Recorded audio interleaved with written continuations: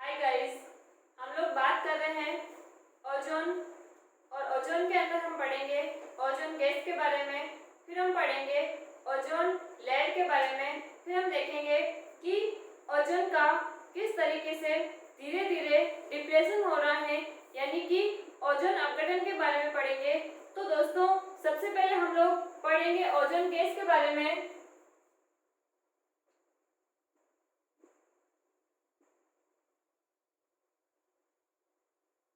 Ozone gas होता है O3। तो हम लोग यहाँ पर सबसे पहले ये देखेंगे कि ओजोन गैस का फॉर्मेशन कैसे होता है, और फिर हम देखेंगे कि वायुमंडल की कौन सी परत के अंदर, कौन सी लेयर के अंदर ओजोन की जो कंसंट्रेशन है वो ज़्यादा होती है और कहाँ पर ये स्टेबल होता है। तो जो ये ओजोन गैस है, इसका निर्माण होता है ऑक्सीजन गैस प्लस नवजात ऑक्सीजन, ये दोनों मिलकर O3 का निर्माण करते हैं। यहाँ पर O2 जो है ये ऑक्सीजन गैस है, और यहाँ पर ये जो O के ऊपर मैंने पॉइंट लगा रखा है, इसको अपन बोलते हैं फ्री रेडिकल। और जिस भी एटम का फ्री रेडिकल होता है वो बहुत अधिक एक्टिव होता है। तो ये जो नवजात ऑक्सीजन है ये बहुत ज़्यादा एक्टिव है, तो इसको अपन कह सकते हैं ऑक्सीजन फ्री रेडिकल।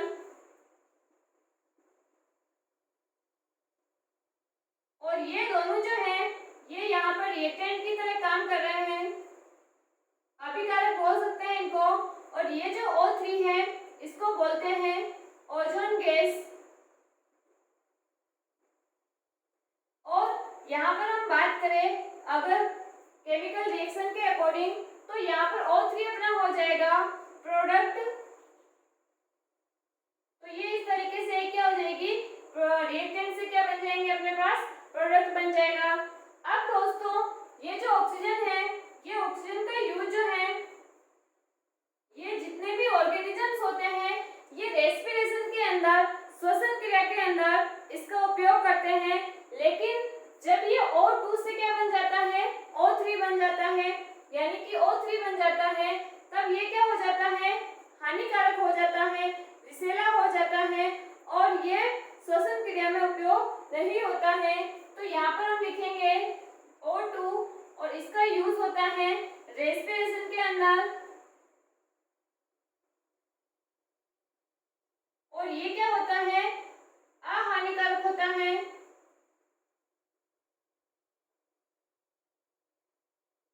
लेकिन यदि हम लोग O3 की बात करें तो ये क्या होती है, एक विषैली गैस होती है, विषैली गैस होती है। और इसका उपयोग जो है श्वसन क्रिया में नहीं होता है। इवन दैट यदि कोई भी ह्यूमन अधिक समय तक O3 के संपर्क में रह जाए तो उसका मितली आने लग जाएगी, उसका सर दर्द करने लग जाएगा। इस तरीके से O3 जो है ये क्या होती है, विषैली गैस होती है। अब दोस्तों, क्योंकि हम लोग ये पढ़ रहे हैं कि ओजोन गैस की मात्रा कहीं पर अधिक होती है, इसकी सांद्रता या कंसंट्रेशन किसी परत में अधिक होती है और किसी परत में कम होती है। इसीलिए यहाँ पर इस टॉपिक के अंदर हमें ये जानना जरूरी है कि वायुमंडल में कौन कौन सी लेयर्स प्रेजेंट होती है। तो हम नेक्स्ट बात करेंगे वायुमंडल की। वायुमंडल की परतें, या हम लोग बोल सकते हैं लेयर्स ऑफ एटमॉस्फेयर।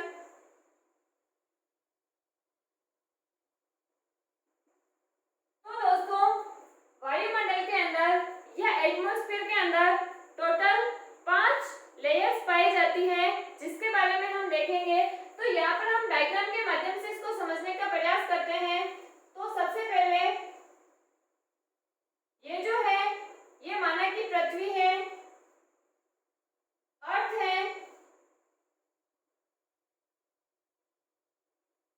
और इस पृथ्वी की जो सबसे निचली परत है जिसका नाम ट्रोपोस्फियर है, या उसको हम बोलते हैं शोक मंडल। यहीं पर क्या होते हैं, विभिन्न तरह के जीव जंतु होते हैं, पेड़ पौधे होते हैं, इवन दैट ये जो बादल वगैरह बनते हैं, बारिश वगैरह होती है, ये सारी जो क्रियाएं होती है ये अर्थ के पास में जो लेयर होती है ट्रोपोस्फियर, उसी के अंदर ये सारी की सारी परिघटनाएं होती हैं।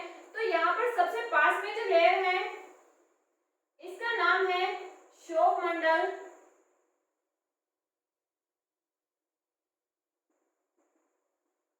इसको बोल सकते हैं ट्रोपोस्फियर। फिर दोस्तों इसके ऊपर वाली जो परत होती है उस परत का नाम है समताप मंडल।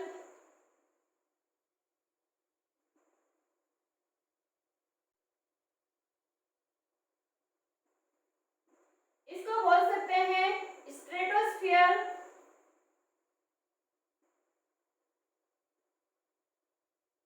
इसके ऊपर तीसरी परत होती है, उसका नाम होता है मध्य मंडल, मेसोस्फियर।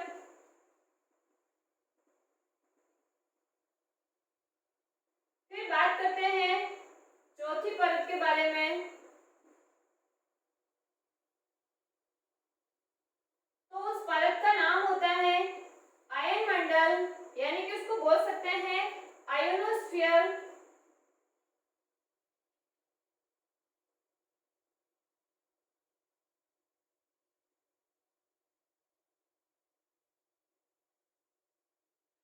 और सबसे ऊपर की ओर जो परत होती है और इस परत के बाद स्पेस स्टार्ट हो जाता है, यानी कि अंतरिक्ष स्टार्ट हो जाता है, तो इसको बोला जाता है बहिर्मंडल।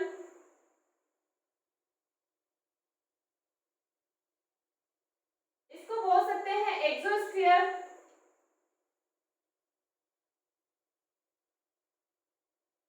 तो यहाँ पर हम लोगों ने पृथ्वी के ऊपर वायुमंडल में जो 5 लेयर्स प्रेजेंट होती हैं उसके बारे में देखा। और इसके बारे में पढ़ना इसलिए जरूरी था क्योंकि हम नेक्स्ट पढ़ेंगे ओजोन लेयर के बारे में। तो ओजोन लेयर जो है ये स्ट्रेटोस्फियर यानी कि समताप मंडल में उपस्थित होती है।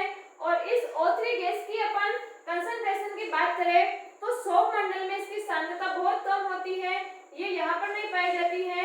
ये जैसे ही इसका निर्माण होता है ये कहाँ पर स्थायी होती है, समताप मंडल के अंदर स्थायी होती है। तो नेक्स्ट बात करते हैं O3 गैस की। अगर कंसंट्रेशन की बात करें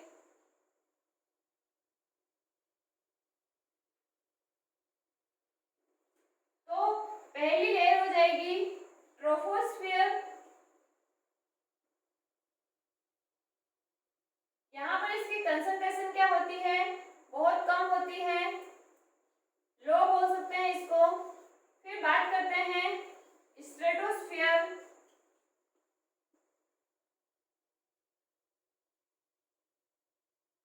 तो स्ट्रेटोस्फियर के अंदर इसकी जो कंसंट्रेशन होती है वो क्या होती है, हाई होती है। इसीलिए ये जो समताप मंडल है इस समताप मंडल का दूसरा नाम है ओजोन मंडल। तो सबसे पहले यहाँ पर हम लोगों ने देखा कि ओजोन गैस का निर्माण कैसे होता है और ओजोन गैस की सांद्रता कहाँ पर अधिक होती है और कहाँ पर कम होती है। अब नेक्स्ट हम लोग बात करेंगे कि ओजोन परत किस मंडल में पाई जाती है और ओजोन लेयर के उपस्थित होने से हमें क्या फायदा है, और यदि ओजोन परत की मोटाई कम हो रही है तो उससे अपने को क्या क्या हानि हो सकती है। तो दोस्तों नेक्स्ट बात करेंगे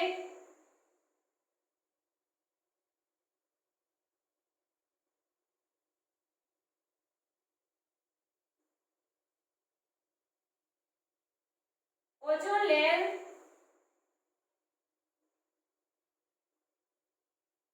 ओजोन लेयर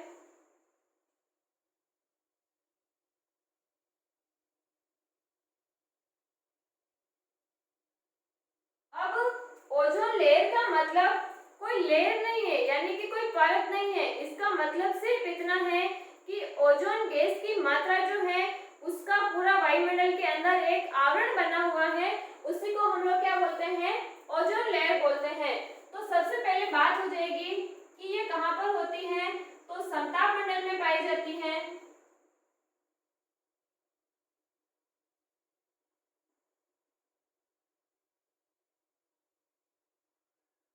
समताप मंडल में उपस्थित, और क्योंकि इसकी सांद्रता समताप मंडल या स्ट्रेटोस्फीयर में ज्यादा होती है, इसीलिए इस लेयर को हम बोल सकते हैं ओजोन मंडल भी बोल सकते हैं, यानी कि समताप मंडल को। इसीलिए समताप मंडल को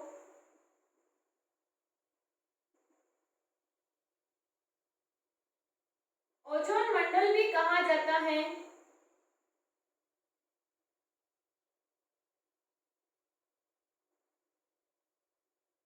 यानी कि ओजोनोस्फीयर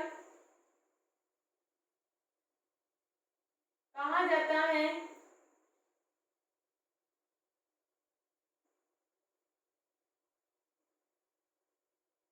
ये तो बात हो गई कि ओजोन की सांद्रता, या हम बात करें ओजोन लेयर कहाँ पर प्रेजेंट होती है।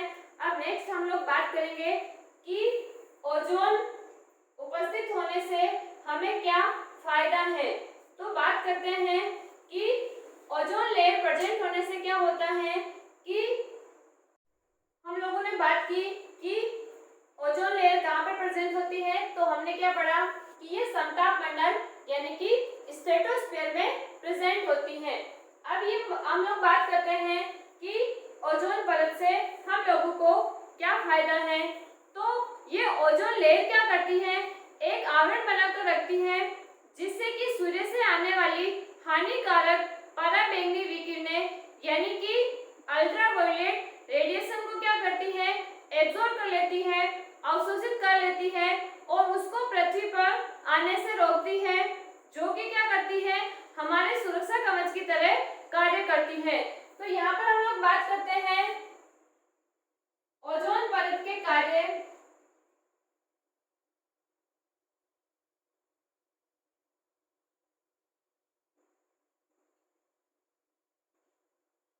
अब इसमें लिखेंगे कि यह परत सूर्य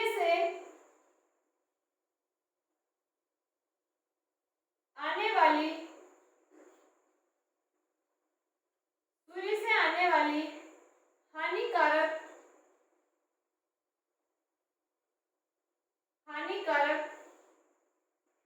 पराबैंगनी विकिरणों को पराबैंगनी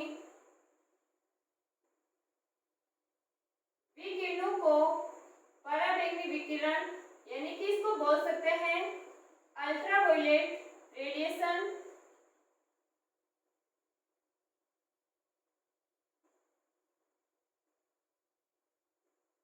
विकिरणों को अवशोषित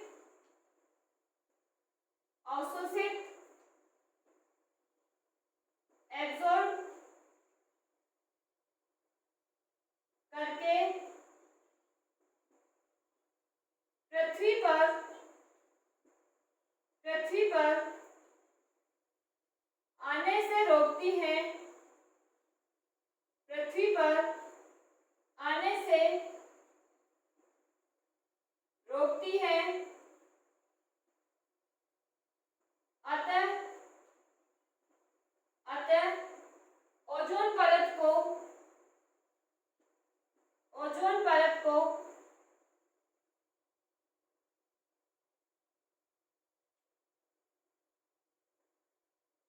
पृथ्वी का सुरक्षा कवच भी कहा जाता है। सुरक्षा कवच भी कहा जाता है। तो अब आप लोगों को समझ में आ गया होगा कि ओजोन के उपस्थित होने से हम लोगों को क्या क्या फायदे हैं। अब हम देखेंगे कि ये जो अल्ट्रावायलेट रेडिएशन होती है, ये 3 प्रकार की होती है। उसमें से जो कुछ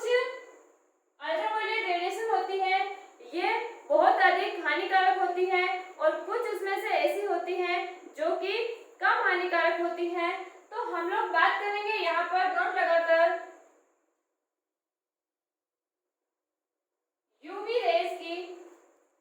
तो यूवी रेज जो है ये 3 टाइप्स की होती है।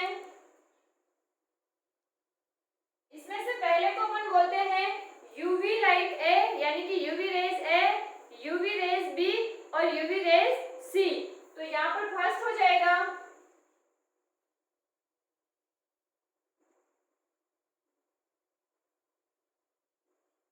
यूवी ए, यूवी बी और तीसरा हो जाएगा यूवी सी।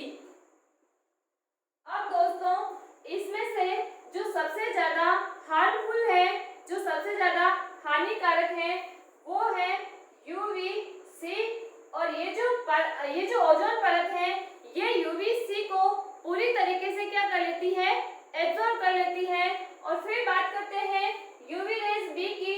तो ये सी की कंपैरिजन में क्या होती है, कम हार्मफुल होती है, इसीलिए ये अधिकतर तो इसके द्वारा अवशोषित कर ली जाती है और थोड़ी बहुत मात्रा में ये क्या होती है, पृथ्वी पर पहुंच पाती है। फिर बात करते हैं यूवी रेज ए की।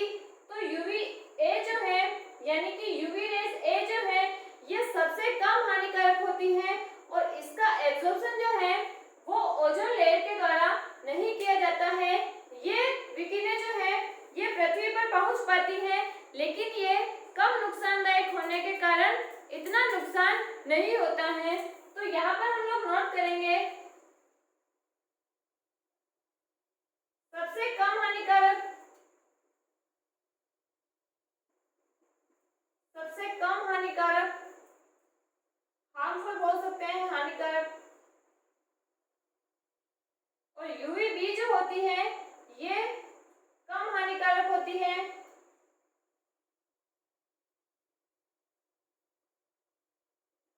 और ये यूवीसी की बात करें तो ये सर्वाधिक हानिकारक होती है यानी कि सबसे ज्यादा नुकसानदायक होती है। अब ये जो ओजोन लेयर है ये यूवीसी को कंप्लीटली एब्जॉर्ब कर लेती है। तो यहाँ पर हम लोग लिखेंगे कंप्लीटली एब्जॉर्प्शन।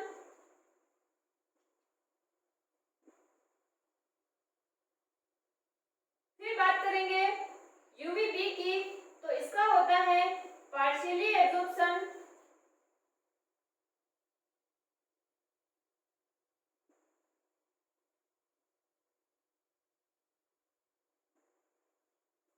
और यदि हम लोग यूवी ए की बात करें तो इसका एब्जॉर्प्शन नहीं होता है, कोई अवशोषण नहीं होता है। तो यहाँ पर हम लोग लिख देंगे नो एब्जॉर्प्शन।